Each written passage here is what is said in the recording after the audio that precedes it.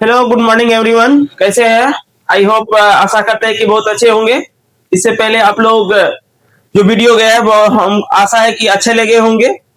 और आज हम हिस्ट्री का एक अति महत्वपूर्ण टॉपिक है, वो भी है असहयोग आंदोलन। यह भी अत्यधिक सभी कंपटीशन में मार्क दिलाने वाला टॉपिक होता है। आजकल अभी जो हम 10th की परीक्षा है उसमें तो निश्चित है आएगा ही। तो हम देखते हैं असहयोग आंदोलन। अब लिखा हुआ है टॉपिक में, असहयोग आंदोलन कब से कब हुआ था? 1920 से 1922 ईस्वी में। इसकी शुरुआत कब हुई थी? 1 अगस्त 1920 ईस्वी को इसकी शुरुआत हुई थी। अब इसका नाम से ही शब्द से लगता है कि असहयोग क्यों पड़ा। असहयोग का मतलब होता है किसी की सहायता न करना। अब हम यहाँ किसकी सहायता न करेंगे? कि अंग्रेजों की सहायता न करने के लिए यह आंदोलन पर्सनल रूप से चलाया गया था। अब कहेंगे कि सर ये असहयोग आंदोलन के क्या कारण थे, क्यों चलाया गया था, क्या ऐसा हो गया था जिसके कारण पूरे भारतवर्ष में यह आंदोलन चलाना पड़ा? उनमें से जो ये टॉपिक है, ये जो पॉइंट लिखा हुआ है कि असहयोग आंदोलन के कारण कौन कौन से है। पहला है रॉलेट एक्ट 1919।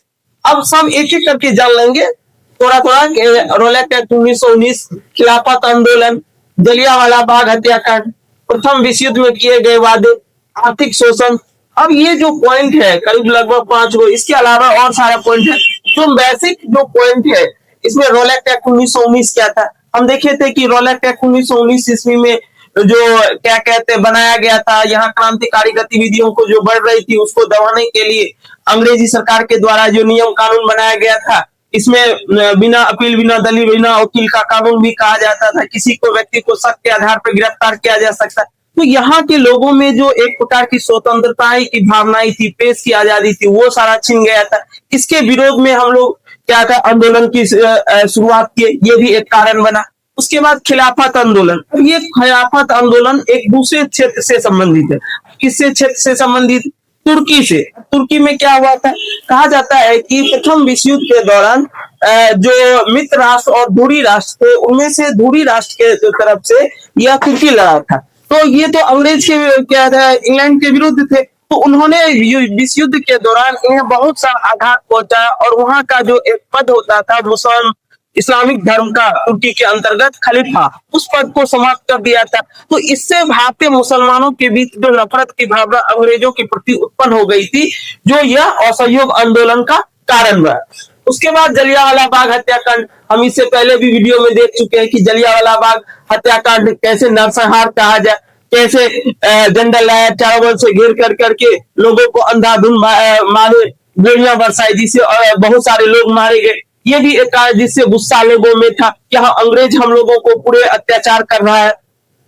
उसके बाद प्रथम विश्व युद्ध में किए गए वादे। प्रथम विश्व युद्ध जो 1914 से 1918 ईस्वी तक चला था, इसमें जो वादे किए गए थे कि हम यदि युद्ध जीतते हैं और प्रत्यक्ष आप शामिल होइए, युद्ध जीतते हैं तो हम आपको स्वराज की प्राप्ति कर देंगे। तो ये सारी जो वादे थे, बाद में ये प्राप्ति नहीं हुई। इसके कारण लोगों में गुस्सा था, लोगों में एक अंग्रेजों के प्रति नफरत की भावना जागृत हो रही थी, जो असहयोग आंदोलन का कारण बना। आर्थिक शोषण। आर्थिक शोषण में हम जो नमक कर की बात करते हैं, जो बाद में सविनय अवज्ञा आंदोलन का कारण रहा, दांडी यात्रा जो कहे थे गांधी जी। तो ये सारे जो उसके अलावे किसानों पे अत्यधिक टैक्स वसूले जा रहे थे, भिन्न भिन्न क्षेत्रों में जो प्रथाएं चल रही थी उससे अधिक शोषण किया जाता, मजदूर का शोषण हो रहा है। तो इन सारी चीजों से आर्थिक शोषण हो रहे थे। अब कहते थे ये सारे असहयोग आंदोलन चलाने के कारण हो गए। अब होता है कि हम लोग जानते हैं ना, कोई भी आंदोलन चलाने के लिए तरीका और किस तरह से आंदोलन चलाए कि वो सफल हो जाए। उसी में आंदोलन चलाने का तरीका, कौन सा आंदोलन? असहयोग आंदोलन चलाने का तरीका कैसा था?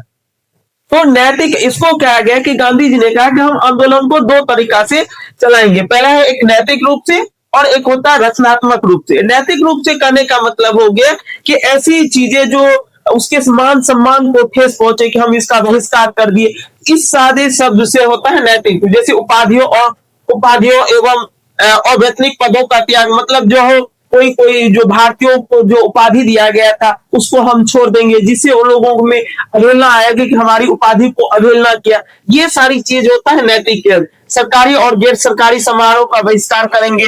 उसके बाद स्कूल और कॉलेज का बहिष्कार करेंगे। कोई भी भारतीय व्यक्ति सरकार उसके स्कूल में नहीं जाएंगे पढ़ने के लिए। विदेशी वस्तु का बहिष्कार करेंगे। तो जो अंग्रेज के सामान आते थे, जो कपड़े आते थे, इन सारी चीजों का बहिष्कार करेंगे, जिससे उसे नैतिक रूप से उसे इफेक्ट पड़े कि हमारी कल्चर को वो अडॉप्ट नहीं कर रहे हैं, तो इससे ये ठेस पहुंचेगा। तो ये सारे से नैतिक रूप से असहयोग आंदोलन चलाने का था। उसके बाद रचनात्मक रूप से क्या था, रचनात्मक रूप में कहा गया था जैसे न्यायालय के स्थान पर पंचों का फैसला हो। न्यायालय का स्थान पर कहने का मतलब जो अंग्रेज की न्यायालय कोर्ट होती थी, उसके स्थान पे जो स्थानीय स्तर पे जो सरपंच होते थे, पंच होते थे, उसके फैसला को माना जाए, जिससे क्या अपने लोगों में एकता की भावना उत्पन्न होगी। राष्ट्रीय स्कूल कॉलेज की स्थापना किया जाए। कोई ऐसा स्थापना जो मान लीजिए इस स्कूल को हम छोड़ेंगे, उसके लिए तो यहाँ के लोगों को पढ़ने के लिए जरूरत होगा। इसको पढ़ने के लिए स्थानीय स्तर पे स्कूल कॉलेज खोला जाए, स्थापना किया जाए, जिसमें बच्चे यहाँ से जब ये क्या कहते हैं अंग्रेज के द्वारा स्कूल में जो छोड़ेंगे तो उसमें आकर के यहाँ पढ़ेंगे। उसके बाद राष्ट्रीय स्कूल कॉलेज की स्थापना, चरखा और खादी लोकप्रिय बनाना। गांधी जी का जो मकसद था कि स्थानीय वस्तु को अपनाए, स्वदेशी को अपनाए, तो इसी स्वदेशी को अपनाने लोगों को कुटीर उद्योग में मिल जाएगा। उसके लिए उन्होंने चरखा और खादी को लोकप्रिय, खादी जो वस्त्र होते थे लोग सभी इसको पहने, तो इसके लिए उन्होंने एक कोष की स्थापना की जिसे कहा जाता था तिलक स्वराज कोष की स्थापना की। अब इस स्वराज कोष के तहत संपूर्ण भारत से भिन्न क्षेत्रों से चंदा इकट्ठा किया गया और इस चंदा इकट्ठा करने के में 1 करोड़ रुपया इकट्ठा हुए और पूरे भारत वर्ष में 20 लाख चरखा को वितरण किया गया कि जिससे सभी व्यक्ति अपने स्वदेशी को अपनाएंगे और अपना ये क्या कहते हैं वस्त्र को निर्मित कर पाएंगे। अब ये जो सारी कांडे हो गई, इतना हो गया, तो पूरे भारत वर्ष में भिन्न प्रकार के आंदोलन हुए थे। बिहार, बंगाल, उड़ीसा, मतलब भिन्न क्षेत्रों में, पंजाब, महाराष्ट्र, इन सारे क्षेत्रों में इसी के दौरान ये एक छोटी सी घटना घट जाती है। ये चौरी चौरा कांड क्या है? ये चौरी चौरा है क्या? अभी जब हम जाते हैं गोरखपुर के में, तो एक छोटा सा स्टेशन पड़ता है गोरखपुर से के आगे जो चौरी और चौरा नामक अभी हॉल्ट है। अभी जाइएगा उत्तर प्रदेश तो उसमें गोरखपुर जिले के अंतर्गत एक छोटा सा हॉल्ट पड़ता है चौरी चौरा। वहां क्या हो रहा था कि भीड़ जो क्या रहते हैं विरोध प्रदर्शन और सहयोग का कर रहा था। वहां एक पुलिस थाने थे जिसका नाम था पुलिस चौरी चौरा कांड के थाने के मतलब स्टेशन के बगल में, तो वहां थाने थे। उसमें जो भीड़ को अनियंत्रित होकर भीड़ में पुलिस बल ने उस पर अंकुश लगाने का प्रयास किया, जिससे जो भीड़ थी वो गुस्सा गए और उसने थाने पे हमला कर दिया, जिसमें 22 पुलिसकर्मी शहीद हो गए थे, जिंदा जल गए थे। तो गांधी जी इस भावना से आहत हो गए, तो वो चाहते थे कि हम क्या करेंगे, अहिंसा रूप से आंदोलन चलाएंगे, जिसके कारण से उन्होंने क्या क्या कर दिया, इसको 12 फरवरी 1922 ईस्वी को इसको बंद करने की घोषणा कर दी। अब जब बंद करने की घोषणा कर दी तो भिन्न नेताओं की प्रतिक्रिया आने लगी। जैसे हम कह दे कि सुभाष चंद्र बोस ने कहा था कि यदि कोई व्यक्ति एक घटना करता है तो दूसरे संपूर्ण भारत को, और गांधी जी जब आंदोलन शुरुआत होती है, चरम सीमा पे होती है, तो क्या उसको एकाएक बंद कर देना, इससे ये देश की दुर्भाग्य सबसे बड़ा है। उसके बाद जैसे हम कह दे मोतीलाल नेहरू ने कहा था कि यदि कश्मीर में कोई घटना होती है तो उसके हिमालय में लोगों को उसको क्यों सजा दिया जाए। तो इन सारी चीजों में भिन्न राजनेताओं की प्रतिक्रिया थी। अंत में क्या किया गया, गांधी जी को 10 मार्च 1922 ईस्वी में गिरफ्तार कर लिया गया और गिरफ्तार करने के बाद उसे जेल ले गया और जेल जाने के बाद वहां के जो इसके गांधी जी के जो सुनवाई कर रहे थे, उस गांधी जी की सजा सुनाने वाले जो जज थे वो ब्रूमफील्ड थे और ब्रूमफील्ड ने इसे 6 वर्ष की सजा दी थी। कितने वर्षों की? यहाँ लिख देते हैं 6 वर्ष की सजा, 6 वर्ष की सजा। अब ये जो 6 वर्ष की सजा सुनाई गई थी, तो ब्रूमफील्ड ने इसके कहेगा पूछेगा, बताओ गांधी जी को असहयोग आंदोलन के दौरान जो गिरफ्तार किए गए थे उसके उस जज का क्या नाम, सॉरी सजा सुनाने वाले जज का क्या नाम था, तो कहेंगे ब्रूमफील्ड।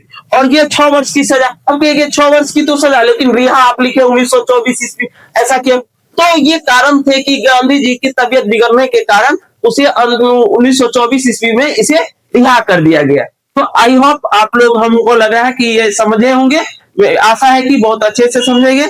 2 बार 3 बार वीडियो को आसानी से देखिएगा, बहुत अच्छा से समझ आएगा। बहुत बहुत धन्यवाद।